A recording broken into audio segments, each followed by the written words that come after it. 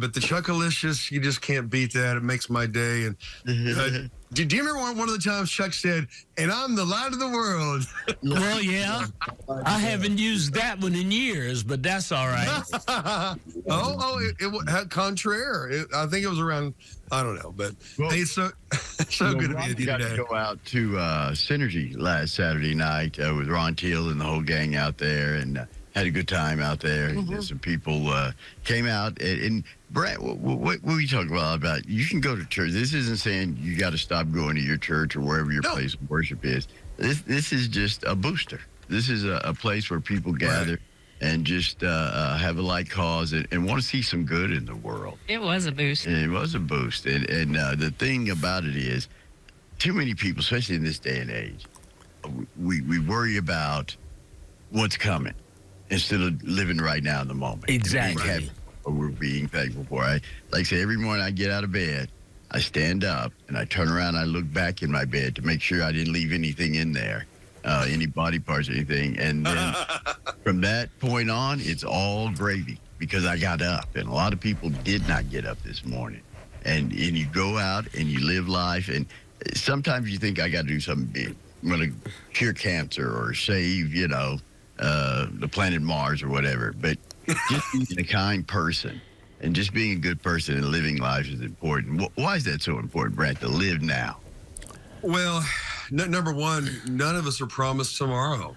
All we have is today. You you talked about turning around, looking in your bed, making sure your body's not still there, right? Because we hear stories about people, out of body experiences and near-death experiences. I've got some really great authors and speakers and well-known people to bring onto to Friday's Frickers with Friends, and I'm excited about them meeting you. But they'll tell you the same thing, making the most of today.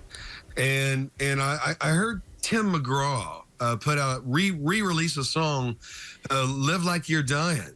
If you're familiar with that, I went skydiving, Rocky Mountain climbing, 2.7 seconds on a bull named Fu Manchu. I love Deeper.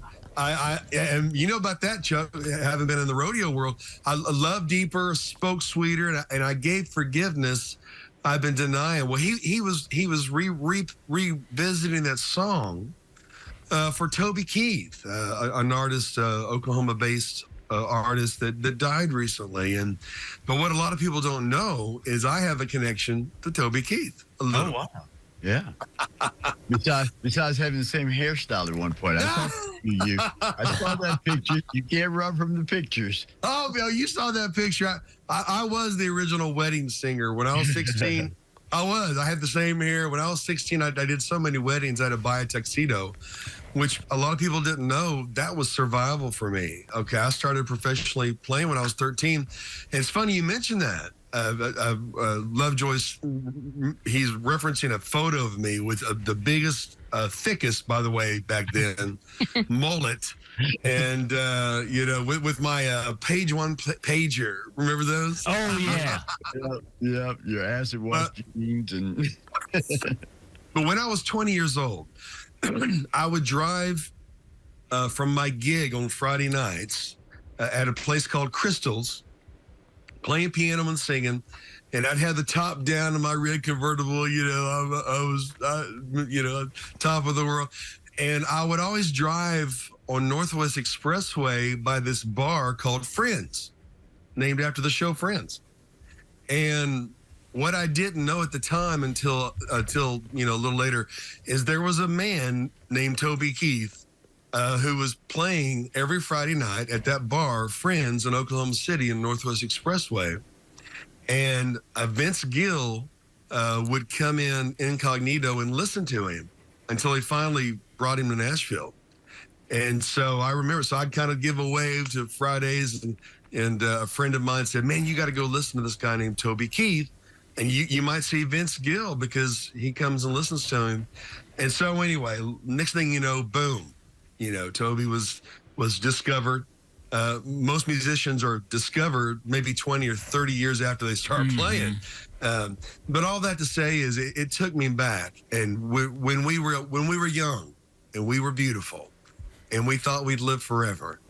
And little do we know, when life happens, that we never know when it's our last day. So for quite some time now, I've been living like it was my last day. And man, what a life it has been, and what a life it can be when you choose to live like you're dying. Don't wait till you're dying to live. Right. But even if you do, you can still live today. Wow. Yeah. That is one thing I think about, every time I, leave my son or my spouse or whatever, I just make sure that I say what I want to say, Yeah. just in case. Just because. Don't wait until my grandmother used to say, "Bring me my flowers now. Don't wait till I'm dead. I don't want to. Right. Don't bring Wow. a flower to my funeral. Don't bring one stick in there. Bring them to me today so I can enjoy And them it's like- today." Use the crystal, use the china, Yeah. Get out the good Oh, yeah. stuff. Right. Enjoy it. I came to a point at one time in my life I didn't like celebrating anything. It's probably right after my mother passed away. The holidays, so I don't care if it was Juneteenth or I was like, yeah, whatever. And then someone said, you have to celebrate. If you don't celebrate, then the times that are down become even deeper.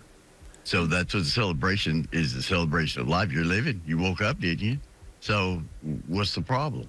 So I stopped that. Now, when I see someone driving to work, I see someone with Christmas lights hanging from their house. That's cool. If that makes you happy, Hey, knock it out, man. Go for it.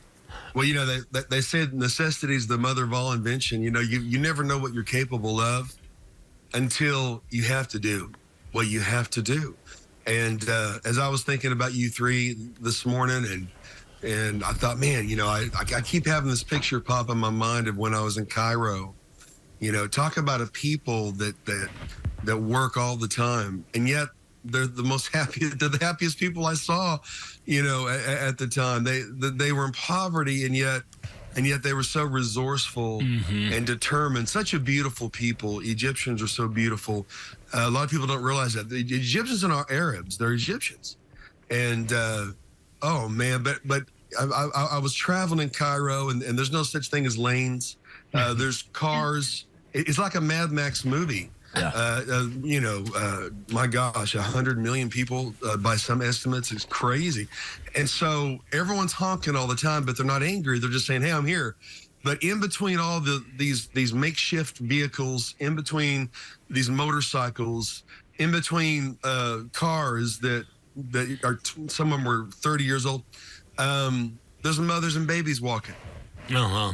And they all move and groove, and they function together so beautifully. And when someone has a crash, they all come together and help each other. It's wonderful. You'll see a family of 6 on a motorcycle. I kid you. But one thing that stuck with me out of one of those many trips that we were there, working with some people that were their lives were in danger, and this little boy he only had one wheel on his bicycle, the back wheel. And he's riding in between these cars. I mean, we're talking certain death and danger. He wasn't having fun. He was probably going somewhere, some way, somehow to get some supplies for his family. And he's riding a wheelie, guys and gal. He's doing a wheelie. And that's how he's going back and forth. And he wasn't looking surprised, like, wow, it's amazing. He was doing what he had to do. And if he fell off of his wheelie, riding, you saw the forks of of the front tire. If he fell off that, he would die.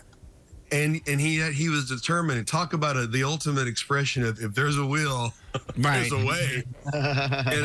But you know what, folks? Don't wait until you have to do something. Take advantage of what you got now.